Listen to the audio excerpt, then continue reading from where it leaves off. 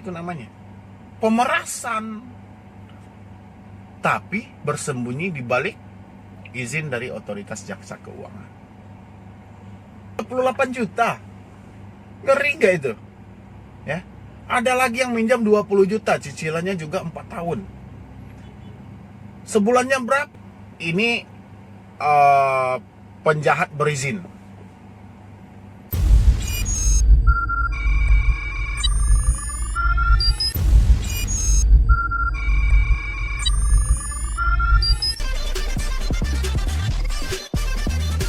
Halo, assalamualaikum warahmatullahi wabarakatuh. Selamat siang ya kepada teman-teman semuanya, khususnya yang selalu menantikan video terbaru atau updatean terbaru dari channel Solusi Utang.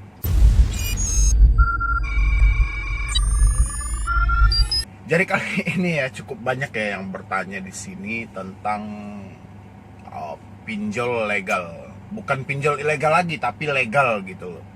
Ya, jadi dari pertanyaan teman-teman semua ini sudah saya kumpulkan sih beberapa pertanyaan yang paling sering ditanyakan ya. Saya sebutin aplikasinya yang paling sering, yang paling booming gitu ya, dipertanyakan oleh teman-teman itu ini. Home Credit, Kredit Pintar, Aku Laku, Kredivo, Tunaiku, Rupiah Cepat, Dana Rupiah, Julo. Itu yang paling sering teman-teman tanyakan ya. Ini kan sejenis pinjaman online atau fintech yang sudah resmi ya. Tapi yang paling mencuat, yang paling di atas ini ya, ini yang paling atas yaitu Home Credit, Aku Laku, Kredit Pintar. Itu yang paling atas ya. Di sini banyak ini teman-teman bertanya semua gitu loh ya ke saya. Oke, saya lihat lagi ya biar lebih jelas gitu. Oke, jadi ini cukup faktanya ya di sini. Yang paling teman-teman sering tanyakan adalah Home Credit, Aku Laku, Kredit Pintar, Dana Rupiah, Kredivo, Tunaiku, Julo, Monas Ada Kami. Ini paling sering ditanyakan ya. Jadi yang saya sebutkan tadi itu termasuk dalam 164 pinjol legal yang terdaftar di OJK ya. Tapi tidak semuanya yang saya sebutkan tadi itu memiliki izin yang telah dikeluarkan oleh pihak OJK. Oke. Jadi di sini kita bahas ya. Mungkin judul yang saya berikan cukup menarik ya. Kenapa saya bilangin cukup menarik? Ini penjahat berizin, kan menarik gitu. Dari segi thumbnail di luarnya aja itu cukup memberikan rasa penasaran. Kenapa saya bilangin penjahat berizin? Ini mereka sudah legal, sudah resmi, terverifikasi dari OJK sendiri. Tapi cara penagihan mereka ke bawah ini lebih ngeri pada ilegal. Mereka kan sering mendatang ini, lebih ngeri ya. Makanya saya berani bikin konten ini. Saya tidak masalah mau diserang sama pihak Home, mau diserang sama pihak Dana Rupiah, Rupiah Cepat, Kredit Pintar, mau Aku Laku, terserah. Email saya jelas, mediiklan@gmail.com. Silahkan. Atau nomor HP saya juga ada, 0831 3953 3670. Nggak ada masalah. Saya membilangin ya, Anda itu penjahat berizin. Dia nggak penjahat berizin. Contoh dari Home Credit, menawarkan pinjaman 20 juta, kembalinya berapa? Bisa sampai 50 juta. Penjahat nggak itu namanya? Pemerasan, tapi bersembunyi di balik izin dari otoritas jasa keuangan. Aku Laku, ketika DC-nya datang mengunjungi ke rumah, anarkis. Ada videonya sama saya yang dikirimin oleh debitur langsung ya. Saya pasti tahu apa yang dirasakan oleh teman-teman saat ini. Yang contoh saat ini Anda terikat di aplikasi itu sehingga Anda tidak mampu lagi untuk membayar atau kayak mana ya. Meskipun mereka mengkiblat, mereka legal, tapi yang pengancaman itu tetap pasti ada. Siapa yang melakukan pengancam ini? Sampah yang ada di bawah tadi, debt collector. Itulah yang melakukan pengancaman di tengah COVID-19 saat ini.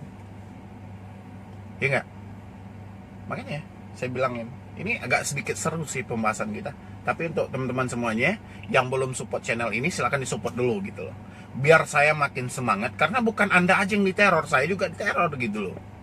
Ya, saya yang berusaha untuk meluruskan ini, ya, untuk memberikan motivasi, semangat untuk Anda, kayak mana supaya ini bisa diluruskan lagi, ditegaskan lagi oleh pihak AFPI, ditegaskan lagi oleh OJK, ditegaskan lagi oleh Kominfo, supaya lebih apa? Supaya lebih taat pada aturan. Ya. Ini 164 pinjol yang telah diresmikan OJK, ini kayak mau jadi penjahat berizin ini. Untuk menekan rakyat atau debitur di bawah. Ya. Jadi seperti itu, makanya support dulu dong channelnya. Biar saya makin semangat, makin kayak mana gitu ya. Pokoknya agak gregetan lah pokoknya. 2 minggu ini saya hampir setiap hari diteror gitu loh. Terornya itu bukannya apa, cuman disibukkan dengan pertanyaan-pertanyaan yang dengan kualitasnya agak sedikit tinggi. Bukan tinggi sih, cuman agak sedikit tinggi. Itu aja. Yang biasanya pertanyaannya tentang galbay, tentang debt collector datang ke rumah, sekarang enggak. Bermacam-macam pertanyaan yang muncul. Saya yakin itu bukan dari debitur yang gagal bayar, tapi melainkan dari oknum-oknum yang tidak suka dengan pembahasan saya. Mungkin dia merasa tersinggung atau kayak mana, tapi itu tidak ada masalah gitu ya. Pokoknya silahkan support dulu channel saya, like dan share sebanyak-banyaknya kepada teman-teman semuanya, biar mereka semua tahu kayak mana sih yang saya bilangin penjahat berizin ini. Jadi terima kasih ya yang sudah mensupport channel ini. Oke, kita bahas. Sekarang mulai dari home credit aja dulu. Mulai dari mereka menawarkan pinjaman yang namanya multiguna. Ya. Multiguna mereka berikan, itu contohnya saja kita ambil dari 10 juta lah. 10 juta. Itu kita mencicil bisa loh sampai 4 tahun. Ya. Ada yang mencicil 1 juta sebulan. Bayangin 1 juta sebulan 48 juta. Pokok utang 10 juta kurangin berapa bunganya? 38 juta. Ngeri gak itu? Ya. Ada lagi yang minjam 20 juta, cicilannya juga 4 tahun. Sebulannya berapa? Sebulannya lebih pula dari 1 juta. Ini ada apa gitu loh. Ya. Atau karena penetapan bunga yang diberikan oleh OJK 0,8 sehari, dan itu tidak boleh lebih dari 100% gitu. Makanya berkiblat ke situ. Ya. Jadi yang mana ini aturan ini yang benar gitu loh. Dan saya pun juga nggak habis pikir. Kenapa dari bos-bos pinjol ini ya, tidak ada toleransi sedikit pun ke bawah, apalagi di tengah darurat yang seperti ini gitu loh. Ini ada apa gitu. Debt collectornya selalu datang menagih. Ditambah pula lagi debt collector yang sampah ini pakai acara nakut-nakutin pula aja. Bayar aja ini segala macam. Pokoknya yang namanya debitur yang saat itu dia tidak ada uang, tidak ada mau diberikan kayak mana, ya rasa takut yang terlalu berlebihan. Konsepnya juga seperti itu akhirnya. Rasa takut yang tak terhingga. Ya. Rasa takut ini bukan disengaja, tapi lahirnya dari pikiran mereka sendiri. Karena apa? Karena keuangan mereka di tengah kesulitan ekonomi saat ini. Ya. Saya sudah sering ini mendengar dari pihak Home Credit, dari pihak Aku Laku, Kredit Pintar,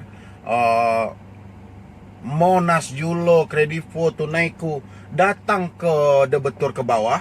Masih banyak dari debt collectornya ini yang melakukan pengancaman secara halus, penekanan secara halus, meskipun mereka tidak terang-terangan. Ya, gimana secara halusnya? Contoh, kemarin nasabah kami juga ada seperti ini. Mereka tidak telat bayar ke aplikasi kami, atau tidak membayar ke aplikasi kami, dan akhirnya sekarang di penjara. Meskipun dia tidak ngomongin secara langsung, itu penekanan secara halus, itu pengancaman. Ya, tapi porsinya yang dikurangi. Makanya saya heran sekarang kenapa legal di atas ilegal. Padahal udah resmi loh, udah diatur, udah ada undang-undang yang dikeluarkan oleh OJK. Ini ada apa lagi gitu? Ya, apa Anda nggak mikir di tengah sulitnya ekonomi saat ini? Oke, di satu sisi Anda bekerja di suatu perusahaan yang menyuruh Anda untuk nyemput tagihan. Ini khusus buat debt collector ya. Perusahaan yang menyuruh Anda nyemput tagihan. Sekarang, apa Anda tidak ada toleransi ke bawah? Anda bilang ke orangnya tidak jumpa, Anda bilang ke orangnya tidak di rumah. Ngapain harus Anda lakukan?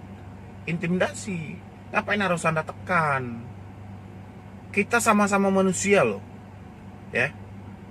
Dan sekarang ini ya, di tengah darurat seperti ini, Anda melakukan penekanan, tidak ada orang yang takut lagi. Karena rata-rata orang udah siap mati loh. Ya. Jadi hati-hati Anda yang masih mendatangi orang ke rumah. Khusus buat debt collector yang menjadi suruhan dari bos-bos perusahaan. Ya. Makanya Anda pikirkan. Dan begitu juga saya sarankan kepada lembaga-lembaga terkait yang mengatur dari segi fintech ini. Tolong dipertegas lagi. Ya. Tolong diperketat lagi. Tolong tinjau ke bawah. Jangan hanya mendengar dari info bos-bos pinjol itu. Ya. Kenyataan di lapangan, debetur yang merasakan. Ketika ada debt collector melakukan intimidasi. Ya. Coba ditinjau, disurvei ke lapangan, turun ke lapangan. Tengok faktanya. Jangan sudah dikeluarkan izin habis itu diam aja. Ya. Yang merasakan efeknya siapa? Orang yang ngutang. Bahkan di tengah darurat seperti ini pun debt collector juga masih menagih. Terutama dari home credit. Masih menagih. Masih mendatangi. Ya. Dan bagaimana nanti kalau warga bertindak anarkis? Karena apa? Karena mereka tidak terima dengan orang baru. Karena ada peraturan apa sekarang? Pembatas sosial berskala besar, PSBB. Dan sekarang debt collector mundar-mandir. Haruskah nama dia yang harus dicatat tiap hari keluar masuk di kampung itu? Akhirnya warga bertindak anarkis. Jadi sebelum ini terjadi, saya minta kepada lembaga terkait yang mengatur soal keuangan, khususnya untuk mengatur pinjol ini, tolong diperketat lagi dan dipertegas lagi. Ya, karena Presiden telah mengumumkan jangan mengejar tagihan menggunakan jasa debt collector, bank ataupun non-bank. Ya. Jadi orang ini lagi berperang menghadapi corona, jangan sampai berperang menghadapi debt collector. Ya. Dan begitu juga buat teman-teman yang saat ini Anda dikunjungi oleh debt collector, Anda tidak perlu menemui mereka. Ya. Anda tidak temui, itu pun juga tidak ada pidananya, tidak ada pasalnya. Karena memang ekonomi saat ini. Anda nggak perlu temui. Ya. Kita juga tidak tahu mereka ini riwayatnya dari mana, perjalanan mereka dari mana. Jangan karena rasa takut Anda, karena rasa segan Anda terhadap orang sekitar sehingga Anda menemui dan berbicara jarak dekat. Jangan. Mana tahu dia statusnya ODP nanti, debt collector ini. Mana tahu pasien yang positif corona yang lari dari rumah sakit, kan kita nggak tahu juga gitu. Ya kan? Pokoknya jangan Anda temui kalau masih ada debt collector yang mengunjungi Anda. Ini khusus buat teman-teman semuanya yang saat ini telat bayar di aplikasi pinjol legal. Itu nggak ada masalah. Anda nggak perlu juga bertanya sama saya, apakah saya akan dipenjara kalau tidak mampu bayar? Tidak ada penjaranya. Ya. Karena di tengah sulitnya ekonomi saat ini, bukan ini yang kita pikirkan. Tapi kita saling kerjasama. Ya. Kayak debetur dengan debt collector saling kerjasama. Hargai, ya. Dukung juga, memang lumpuh ekonomi saat ini. Anda cukup telepon aja, Bu, kapan, Bu? Ya. Seperti itu aja. Kapan kami tidak bisa mengunjungi Ibu karena ini, karena ini, karena ini. Ini dampaknya. Seperti itulah kita menjadi debt collector yang baik. Ya. Kita mencari tagihan tapi dengan cara kita, menggunakan logika kita, bukan mengikuti dari SOP perusahaan. Kita gunakan logika kita, kayak mana kita menarik orang ini buat membayar tapi dia tidak merasa tertekan. Itu baru debt collector yang berkualitas Anda. Tapi kalau cuman menekan, cuman Anda memaksa-maksa orang, itu jelas sekali otak Anda berada di dengkul. Pantas Anda kalau saya rasa jadi debt collector. Ya. Tapi Anda pelajari, ini kenapa orang ini tidak bayar? Riwayatnya kenapa? Apakah bermasalah atau terkendala karena corona ini? Telepon dulu, bicarakan dulu. Seperti itu. Ya, pokoknya untuk teman-teman semuanya yang masih dikunjungi oleh pihak pinjol legal seperti Home Credit, Akulaku, Kredit Pintar, Monas, Kredivo, Tunaiku, masih Anda dikunjungi, itu Anda tidak perlu takut.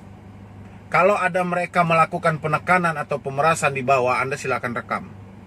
Apalagi mereka masih minta perpanjangan, bayar aja dulu Bu seadanya, ini diperpanjang dan hutang Anda tidak juga berkurang, Anda tolong rekam. Ya. Pokoknya intinya jangan takut lah, jangan cemas lagi. Ya. Pokoknya saya sengaja bikin video ini karena banyaknya pertanyaan dari teman-teman semuanya.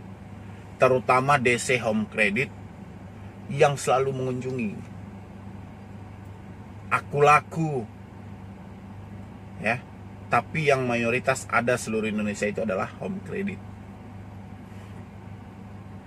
Tolong hargai juga keputusan dari presiden saat ini. Ya, kalau ada bos Home Credit juga nonton video saya, tolong jelaskan kepada anggota Anda. Jangan kejar ansuran pakai debt collector. Itu kata presiden, tolong ikuti. Jangan sampai warga bertindak anarkis karena Anda tidak bisa dibilangin. Apalagi sampah Anda yang selalu berkunjung ke masyarakat itu. Ya. Pokoknya untuk teman-teman semuanya tidak boleh takut lagi, tidak ada yang perlu Anda cemaskan. Saat ini adalah bangun mental Anda dengan baik. Kelumpuhan ekonomi itu sudah hampir semuanya memang lumpuh, tapi insya Allah di balik semua ini pasti ada hikmahnya dan semoga kedepannya kita bisa beraktivitas lagi. Dan Anda silahkan lihat lagi di mana utang Anda yang tercecer gara-gara corona ini. Misalnya ada hutang di sana belum dibayar, bayarkan setelah kondisi Anda normal. Kalau untuk saat ini, pikirkan keselamatan Anda, pikirkan untuk kebutuhan hidup Anda, dan jaga selalu kesehatan Anda. Ya, debt collector datang mengunjungi Anda abaikan aja, Anda tidak perlu menemui mereka. Ya, karena memang tidak wajib juga itu ditemui. Yang datang kan mereka, bukan kita yang minta datang, mereka yang datang sendiri kan. Ya udah, berarti tamu tak diundang gitu loh. Mau Anda temui nggak Anda temui itu nggak ada masalah. Konsepnya Anda tidak boleh takut. Mereka manusia, kita manusia. Ya. Di tengah situasi seperti ini mereka melakukan penekanan, Anda rekam. Anda tarik ke kantor Kapolsek. Oke? Mungkin cuma itu dulu yang dapat saya sampaikan. Terlebih dan terkurangnya saya mohon maaf. Nanti bagi teman-teman semuanya yang mau curhat sama saya atau berdiskusi sama saya, silakan di nomor di bawah ini. Ya. Dan jangan lupa support terus channel ini dengan like, share, dan subscribe ke teman-temannya. Semoga channel ini makin bermanfaat bagi orang banyak dan bisa berkembang terus. Oke? Jadi sekian dari saya, Medi Broni. Wassalam.